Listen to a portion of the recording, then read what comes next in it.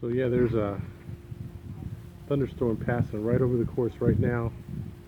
These guys are still out here playing. There's literally just lightning and thunder right over our heads, and they're still playing. It looks like a good time for a nap.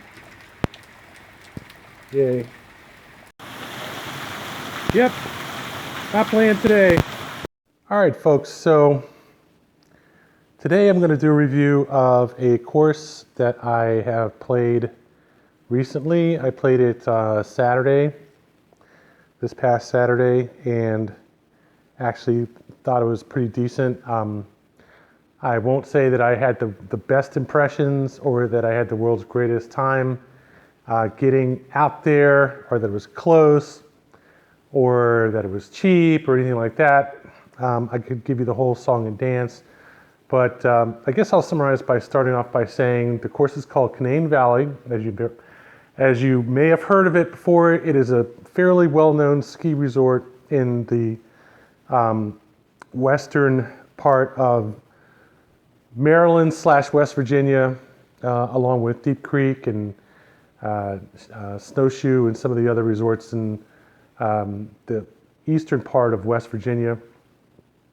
Deep Creek is actually Maryland, but it's at the very top of the eastern part of West Virginia, in the thinnest part, just west of Cumberland, and is, for most intents and purposes, either in Pennsylvania or in West Virginia, depending on how you look at it. In any case, the thing is, this ski resort has summer functionality as a fairly large, just lodge, just a place for people to come and hang out. I don't know exactly what's going on over there, but from the golf course, you can actually see this lodge somewhat off in the distance. It's maybe about half a mile away from the course, and the course itself is actually, I would say, an interesting alternative. I wouldn't necessarily say it's the world's greatest course. It certainly will not contest for top 100 courses in the country, but at the same time, it is not a piece of crap. The course apparently, based on my experience, gets quite a bit of water in the summer, and I was able to get on the course for free as a result.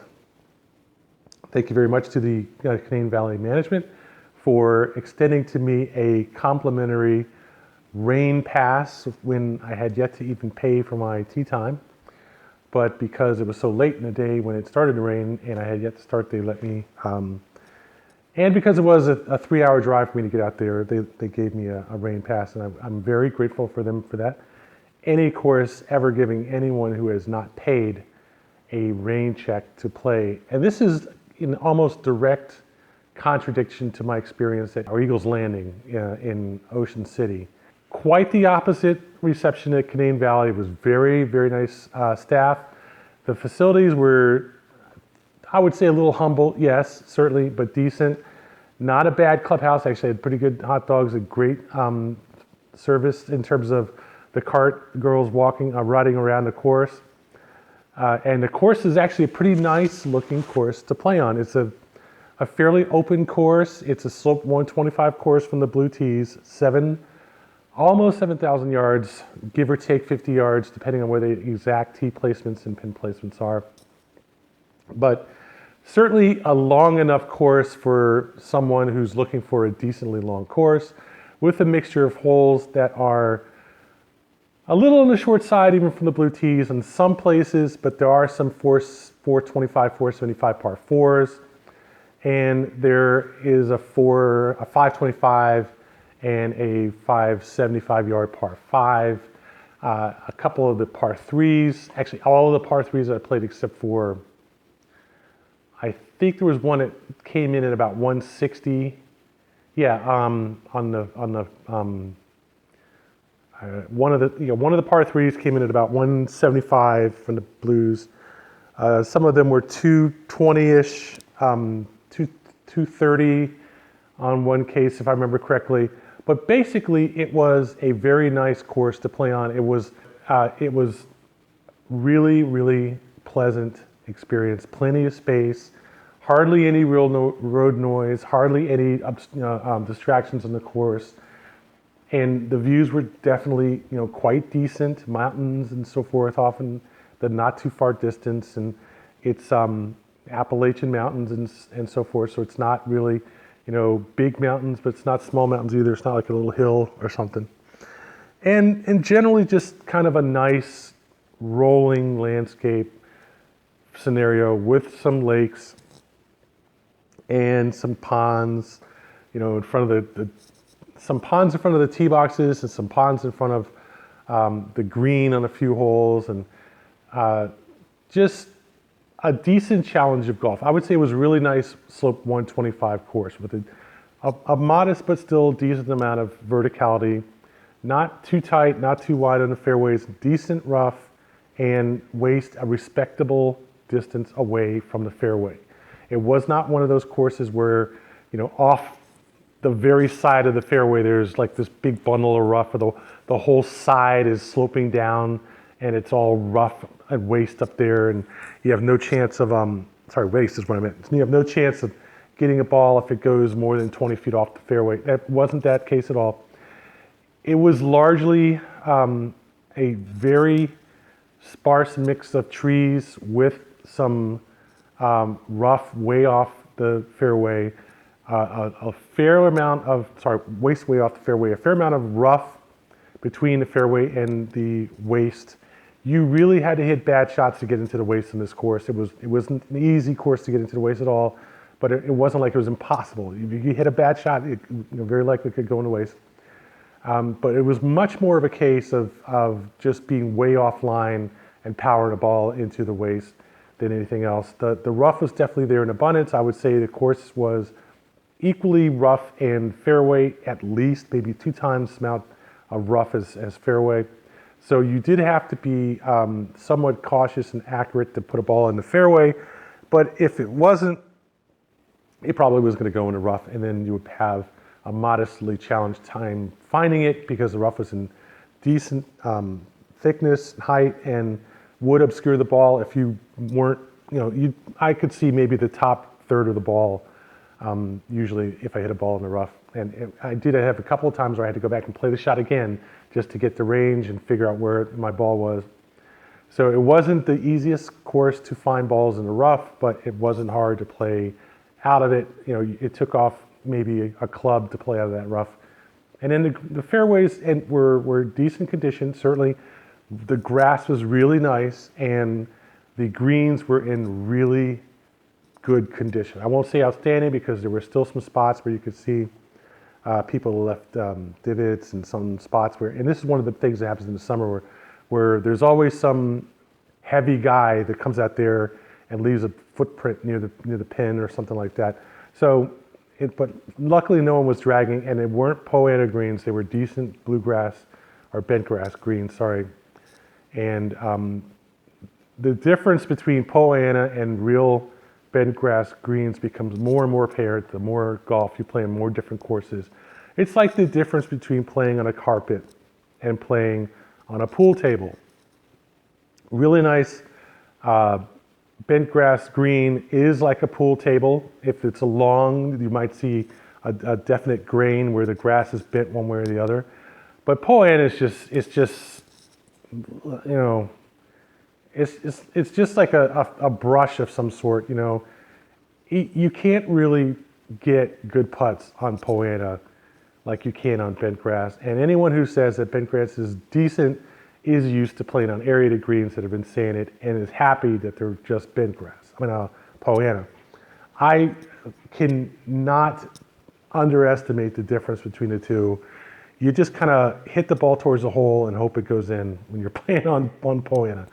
So it was nice to play on a decent green for a change that hadn't been co-opted by the Po Ana crowd or movement, and it was nice to play in a course where I didn't have to worry so much about hitting balls into the trees because there just weren't that many trees on the course. There certainly were trees around the greens and around the tee boxes. It wasn't like you never had to worry about, hitting into a tree, but it wasn't like you had to worry about every shot, everything, there were just trees all over the place, and everything had to be on line, everything had to be straight, everything had to be just right, or else it was going in the woods.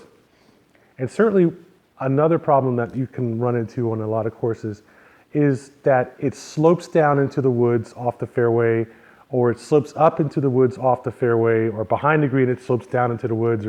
But it's basically like there's a safe place to play, and if you're not on that safe place, your ball is gone down in the woods and forget it. This was not like that. It was a refreshing change of pace to be able to say, I could come out here and just hit the ball however I want to, and I know I'm going to find it without hitting it in the woods. I have no real fear of putting the ball in the woods on this course. It was a good, healthy breath of fresh air to just focus on hitting decent shots into play without worrying about being off into the woods and losing the ball if I didn't. And I have to admit, that was an interesting and good and healthy thing. It did take the stress level down quite a bit on the course. That and the open vistas and everything did take the stress levels down. Playing by myself, able to take the stress levels down. The course wasn't crowded or backed up in any way. That helped to take my stress levels down. And I think sometime around maybe the 12th or 13th hole, my stress levels were way down. I haven't been down that far in a while, let's put it that way. All in all, it was a great experience. I can certainly say I would definitely recommend playing this course, even at a slope 125 course. Despite the fact that it is a 3-hour drive, it is a decent drive out there. About a third of it is driving through twisty, kind of normal, kind of West Virginia, mountain roads and stuff. And the other 2/3 of it is driving like 75, 80 way out from, I don't know, God knows what town, Petersburg or something like that. I think it's there's a clear difference. Okay, you go through the first part after you get off 81 and take 55 west, and you go through the mountains between West Virginia and Maryland, and you're in West Virginia, and then you go through this small town, and then the next thing you know, it's like solid 2-lane highway all the way out to the highway, to the local highway where I think it's Blackwater National Park, and then there's another one which is an Indian name that I can almost never forget, but it's on the other side of the same park that the Raven was on the south side, coming up from JHU. And it's just this huge mountain park. It's just not quite as far and definitely not as complicated a drive as to go to the Raven. It was at least 2 hours shorter and a much smoother drive to go out there. And if you're up for a good drive, a good bike ride, or mountain bike ride or something, or a motorcycle ride, that is definitely more the kind of ride I would like to do. It was very scenic, nice mountain views, everything. I certainly enjoyed the weather heading up there when it wasn't raining, but it was fun. It isn't as hard as a lot of courses, but it is hard enough. I think the one thing where it came off a little bit easy, and absolutely this, is there weren't any real carries off the tee. However, yours truly did happily put a ball into the lake in front of the 17th tee box. The one right behind the clubhouse, I did actually, I'd been kind of having a nightmare about that hole the whole day, and the day before when I was up there, or the week before. And sure enough, I just mentally just kind of lost it there and topped the ball and dribbled it into the tee box. But I did make up for it with some spectacular play after, and I actually did hit a really good shot on the par 3 coming into the clubhouse that I saw quite a few heads on the balcony, jaws drop, no question about it. So I had a decent round, and it's definitely the kind of thing, come in with decently modest expectations, you won't be let down, okay? That's got to give it a B, at least.